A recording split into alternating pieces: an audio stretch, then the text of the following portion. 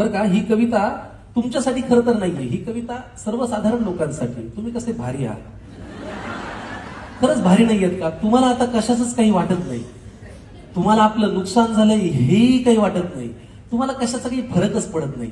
ह्या कवितेमध्ये बरं का एक कुटुंब मला भेटलंय. आता ते कुटुंब, त्या कुटुंबातले जे आजोबा आहेत ना, ते त्यांचं दुःख सांगतायत.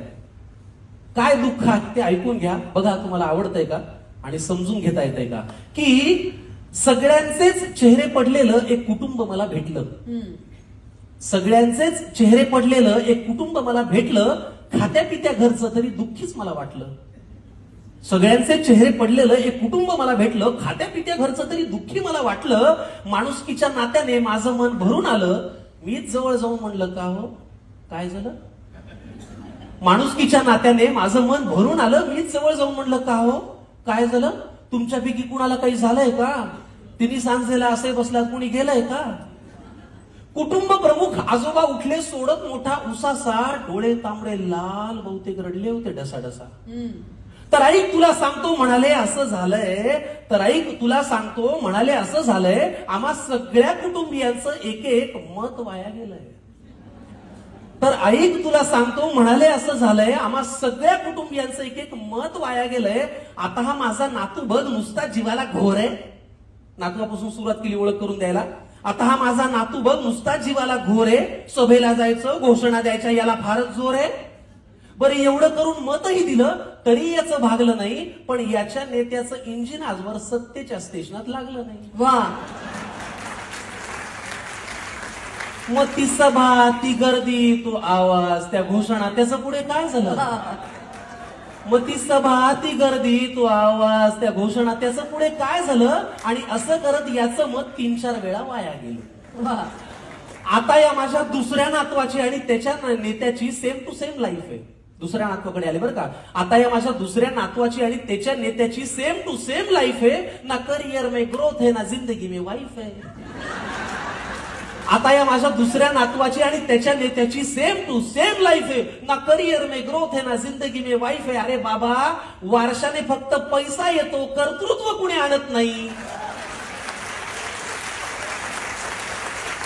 अरे बाबा, वारशाने फक्त पैसा येतो, कर्तृत्व कुणी आणत नाही. भारतभर चालून तुझी पावलं दमली पण हात काही चालत नाही.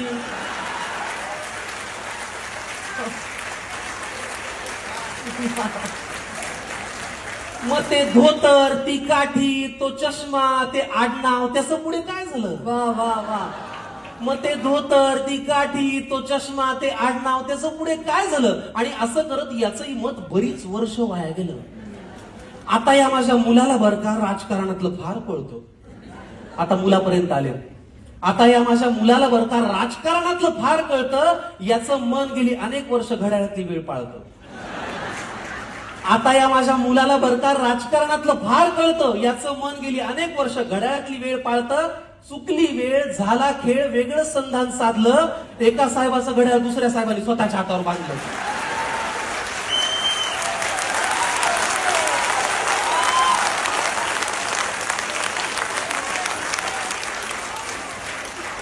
चुकली वेळ, झाला खेळ, वेगळं संधान साधलं. एका साहेबाचं घड्याळ दुसऱ्या साहेबांनी स्वतःच्या हातावर बांधलं. मग नवा साहेब घड्याळ तेच पुन्हा वेळ पाळू का. नवा साहेब घड्याळ तेच पुन्हा वेळ पाळू का. का जुन्या साहेबासोबत राहून तुतारीतून आवाज काढू का.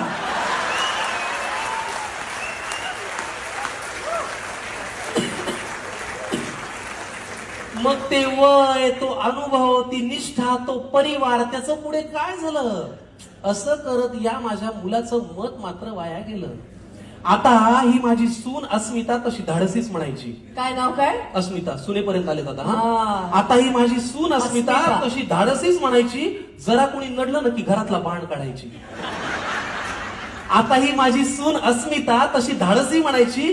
जरा कोणी नडलं की घरातला बाण काढायची. मी तिला कितीदा म्हणलं, सूनबाई बाण जपून वापरायचा असतो ग, एकदा हातातून सुटला की परत येत नसतो ग. मी तिला कितीदा म्हणलं, सुनबाई बाण जपून वापरायचा असतो ग, एकदा हातातून सुटला की परत येत नसतो ग. मग जी मनातही नव्हती ती भीती खरी झाली. अहो, जिथे शब्दांनी आग लागायची तिथे हातात मशाल आली. वा वा. मग तो बाण, तो बाणा, ते कडवट, ते सैनिक यांच्यात असं काय झालं?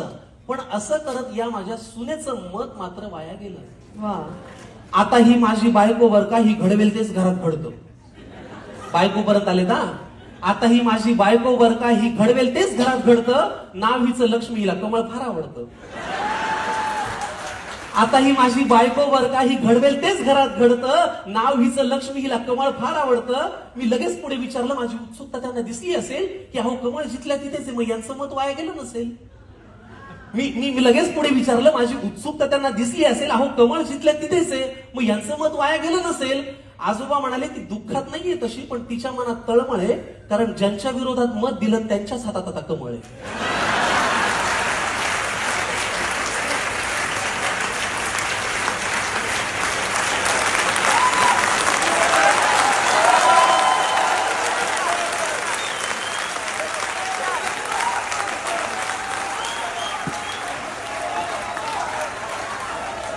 अहो मग ते विरोधक, हे सत्ताधारी, हे प्रामाणिक, ते बाजारी, यांच्यात असं काय झालं?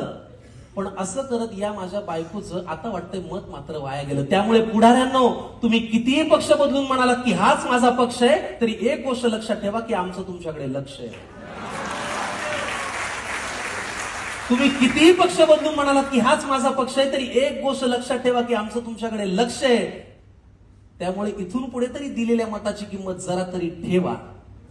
इथून पुढे तरी दिलेल्या एका एका मताची किंमत जरा तरी ठेवा आणि मतदारांना मतदार करा आणि लोकशाही जिवंत ठेवा. वा वा.